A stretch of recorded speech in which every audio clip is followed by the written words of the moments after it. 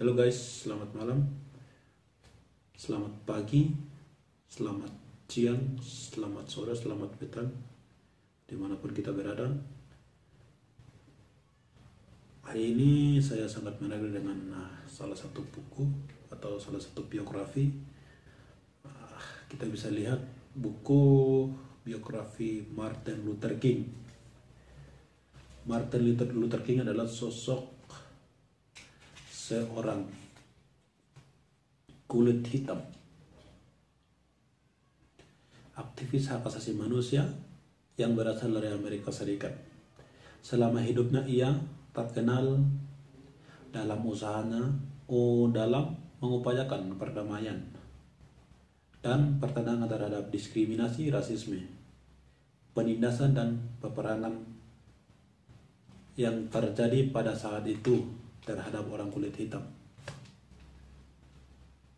Pada saat itu sulit untuk mendapatkan kesejahteraan bagi orang kulit hitam, ataupun sulit untuk mendapatkan kesetaraan bagi orang kulit hitam. Sebab di mindset orang ini dipenuhi dengan membedakan biologis atau berwarna antara kulit hitam, kulit putih, dan kulit berwarna.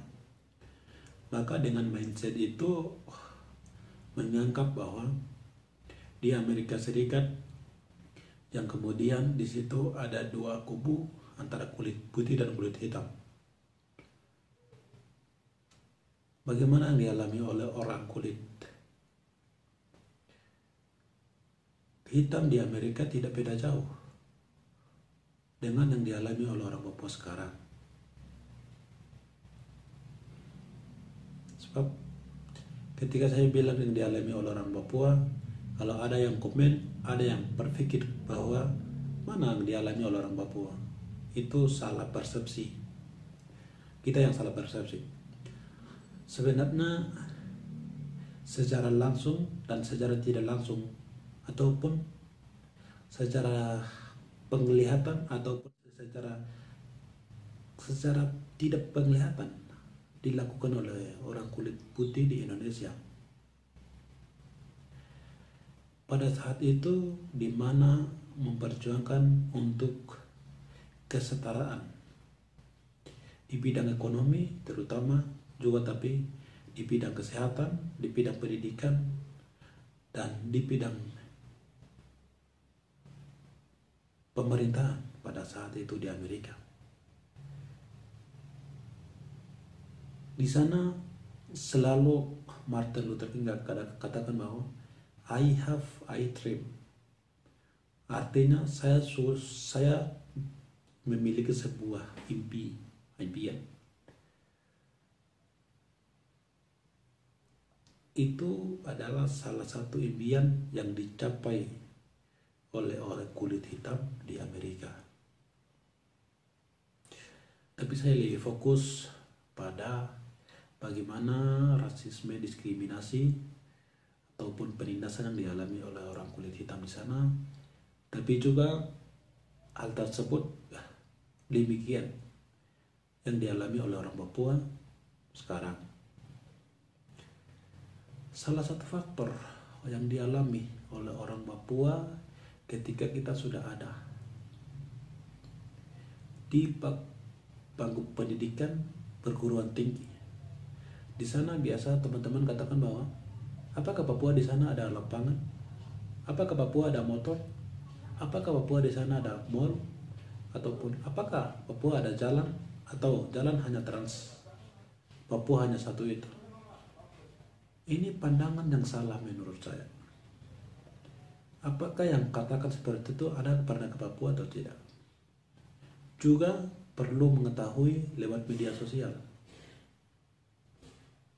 Itu kita bisa lihat semua yang ada di sana. Ketika kita sudah alami, sudah datang di luar dari Pulau Papua, di sana biasa katakan bahwa kamu bisa pegang laptop, atau kamu bisa pegang HP, atau kamu bisa setir kendaraan, sepeda motor. hal-hal ini yang dialami oleh orang Papua. Jadi secara tidak langsung ini menurut saya ini bukan pandangan untuk bagaimana berpikir bahwa Papua itu adalah daerah yang sulit dijangkau ataupun daerah yang masih dalam pedalaman ataupun bisa katakan masih belum mengenal modernisasi.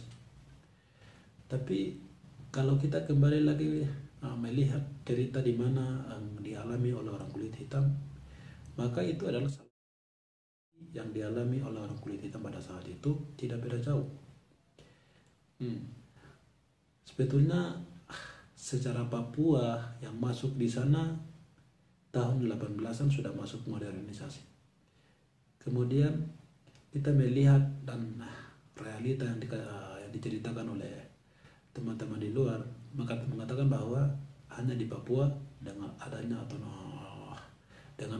jalan Trans Papua. Hal ini salah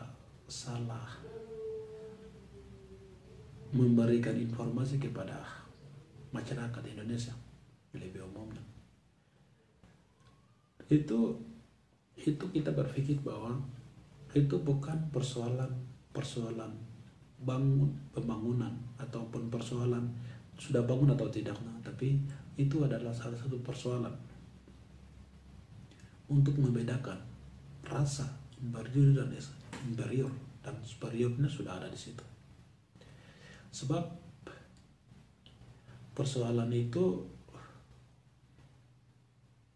sudah dipenuh dalam mindset orang Indonesia lebih umumnya juga, tapi mindset orang kulit putih menganggap bahwa orang kulit hitam adalah orang yang kita bisa digarisbawahi, orang yang masih kelas 2. Hal-hal ini yang kemudian menjadi persoalan utama. Artinya persoalan ini bukan untuk kita bisa melihat persoalan yang sangat-sangat disayangkan.